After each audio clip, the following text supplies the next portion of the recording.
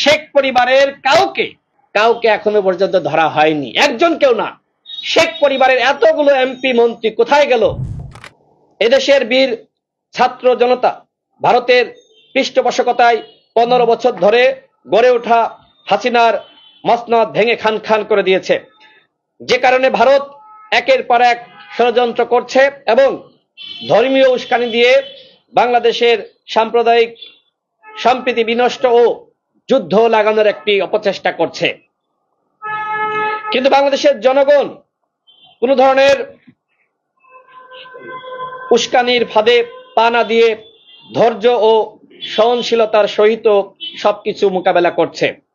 আইনজীবী সাইফুল ইসলামের নির্মম হত্যাকাণ্ড ও চট্টগ্রাম আদালতে মসজিদে হামলার পরেও কোনো হিন্দুর বাড়িতে হামলা হয়নি, কোনো মন্দিরে হামলা হয়নি, বরং হিন্দু ভাইদের এবং মন্দিরের নিরাপত্তা বাড়ানো হয়েছে। এদেশের রাজনীতিক, এদেশের বিভিন্ন অঙ্গনের ব্যক্তিবর্গ, সরকার থেকে শুরু করে দায়িত্বশীল সকলেই দেখবেন তারা দায়িত্বশীল ভূমিকা পালন করেছে এবং বাংলাদেশের মানুষকে ধৈর্য ধরার আহ্বান করেছে। ভারত মনে করেছিল ষড়যন্ত্রের ফাঁদে পা দিয়ে বাংলাদেশের জনগণ বিভ্রান্ত হবে এবং হিন্দুদের বাড়িঘরে হামলা চালাবে এবং ভাঙচুর করবে, কিন্তু বাংলাদেশের জনগণ সেটি করেনি।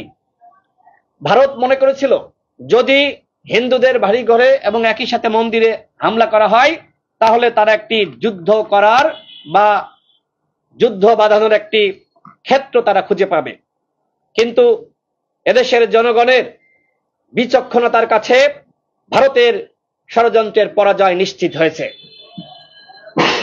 শুধুমাত্র বাংলাদেশের বাইরে থেকেই বা ভারত থেকেই ষড়যন্ত্র হচ্ছে এটি কিন্তু নয়, বাংলাদেশেও বিভিন্ন ধরনের ষড়যন্ত্র বিদ্যমান। সিন্ডিকেট ও বাজার মনিটরিং এর অভাবে দ্রব্যমূল্যের দাম আকাশ ছোঁয়া।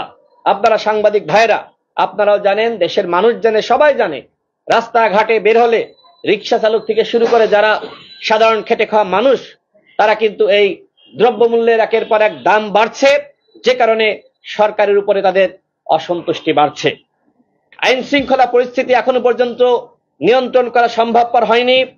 যারা গণহত্যার সাথে সরাসরি জড়িত ছিল জেলাগুলোতে আওয়ামী লীগের যারা হাইকমান্ড এবং কেন্দ্রীয় হাইকমান্ড, সেই ওবায়দুল কাদের থেকে শুরু করে আসাদুজ্জামান খান কামাল থেকে শুরু করে ওবায়দুল কাদেরের আশপাশে যারা থাকতো, জাহাঙ্গীর কবির, নানক, হানিফ সহ কাউকে এখনো পর্যন্ত গ্রেপ্তার করা হয়নি। আমরা দেখেছি আরাফাতের আটককে কেন্দ্র করে নাটক মঞ্চায়ন করা হয়েছে। আমরা দেখেছি হাসান মাহমুদের আটককে কেন্দ্র করে নাটক মঞ্চায়ন করা হয়েছে। সেনাবাহিনীর পক্ষ থেকে বলা হয়েছিল 626 জন সেনা হেফাজতে রয়েছে। এখনো পর্যন্ত অন্তর্বর্তীকালীন সরকারের মাননীয় প্রধান উপদেষ্টা সেই 626 জনের তালিকা প্রকাশ করেননি। ওই 626 জনের কারা কারা পালিয়ে গেছে, কিভাবে পালিয়ে গেল আমরা সেটি জানতে চাই এবং আবারও দাবি করছি সেই 626 জনের তালিকা অনতিবিলম্বে প্রকাশ করতে হবে। যারা আওয়ামী লীগের হাইকমান্ড ওবায়দুল কাদের থেকে শুরু করে জাহাঙ্গীর কবির, নানক সকলকে গ্রেপ্তার করতে হবে। এবং আপনারা লক্ষ্য করে থাকবেন শেখ পরিবারের কাউকে এখনো পর্যন্ত ধরা হয়নি, একজন কেউ না। শেখ পরিবারের এতগুলো এমপি মন্ত্রী কোথায় গেল? সবাই একসাথে পালিয়ে গেছে। আমরা তো খবরে দেখলাম শুধুমাত্র শেখ হাসিনা এবং শেখ রেহানা পালিয়ে গেছে, বাকিরা কোথায়? বাকিদেরকে কিভাবে পালাতে সহযোগিতা করা হয়েছে নাকি তারা এখনো পর্যন্ত দেশেই রয়েছে আমরা জানতে চাই।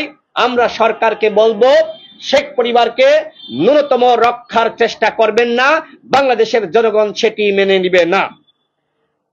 পুলিশ প্রশাসন থেকে শুরু করে সরকারের সকল স্তরে আওয়ামী সুবিধাভোগীদের দ্বারা ষড়যন্ত্র ও রদবদলের নামে তাদের পুনর্বাসন করা হয়েছে।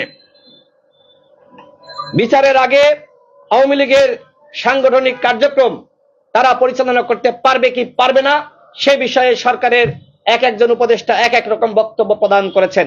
আমরা দেখেছি সরকারের একজন উপদেষ্টা আসিফ মাহমুদ, তিনি গণমাধ্যমের সামনে সংবাদ সম্মেলন করে তিনি বলেছিলেন বিচারের আগে আওয়ামী লীগ সাংগঠনিক কার্যক্রম পরিচালনা করতে পারবে না।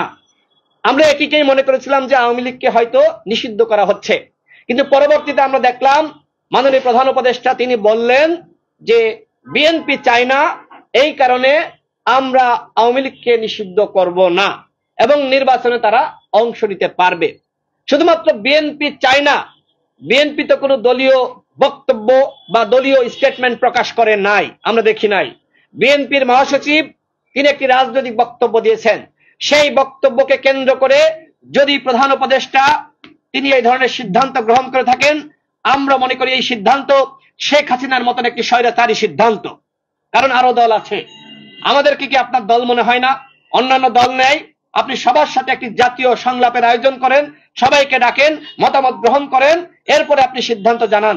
শুধুমাত্র বিএনপির মহাসচিবের বক্তব্য, আমি যতদূর মনে করি এটি বিএনপির দলীয় বক্তব্য না।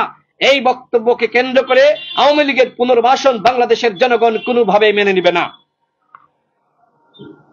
এবং একই সাথে আমরা দেখেছি আনসার কু, বিচার বিভাগীয় কু, নানা বেশে আওয়ামী লীগ ফিরে আসার চেষ্টা করেছে।